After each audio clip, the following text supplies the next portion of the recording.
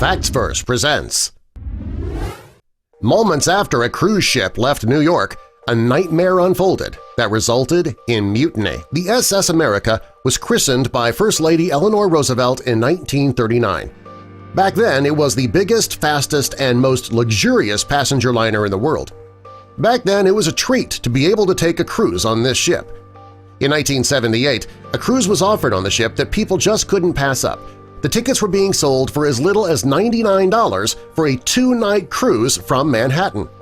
Venture Cruise Lines was selling the tickets, and they promised passengers the most luxurious cruise of their lives. People say that if something seems too good to be true, it probably is. And that was the case with the SS America. We'll give you the details in just a moment. First, help us spread the word about Facts First by clicking that like button.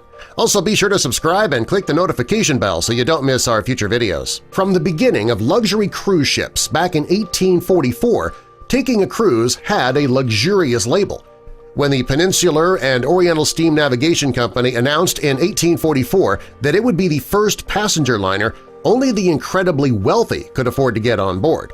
The cruises were so expensive that only celebrities, royalty, and the incredibly rich could afford to take a cruise. Although these cruises were considered a luxury back then and were extremely expensive, they were nothing like the cruise ships of today. The bathrooms were located at the end of the hallway, and all passengers had to share those bathrooms. The rooms were 50% smaller than the cabins on modern cruise ships. There also wasn't much when it came to entertainment. The ship had a library, playing cards, shuffleboard, and dancing. Dinner was a formal sit-down dinner with a strict dress code. There was no 24-hour dining, so you had to wait until mealtime if you were going to eat. The destinations were also lacking compared to today. By the 60s and 70s, things began changing. Ships were larger and they offered a lot more. Thanks to the TV show The Love Boat, cruise life was deemed luxurious, so real-life cruise ships had to meet those standards. Today, cruise ships are floating resorts with casinos, nightclubs, Broadway shows, even amusement parks on the ship.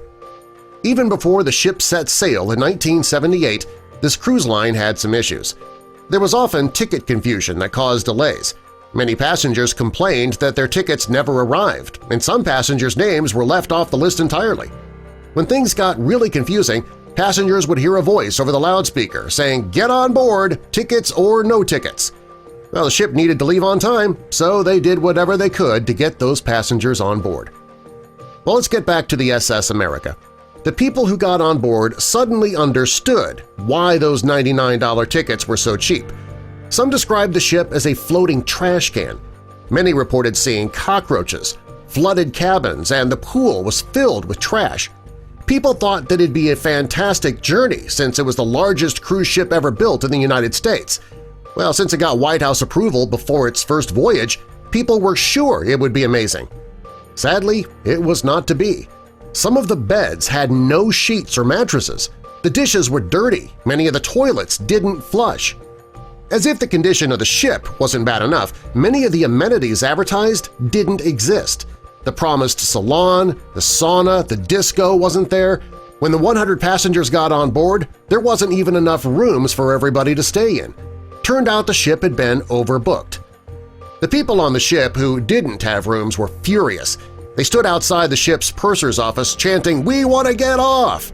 Oh, and nobody was doing anything, a violent fistfight broke out between the ship's crew and the passengers. Moments after the cruise ship left New York, it resulted in a mutiny. Things like this were not common on a cruise, and something needed to be done before things got even worse.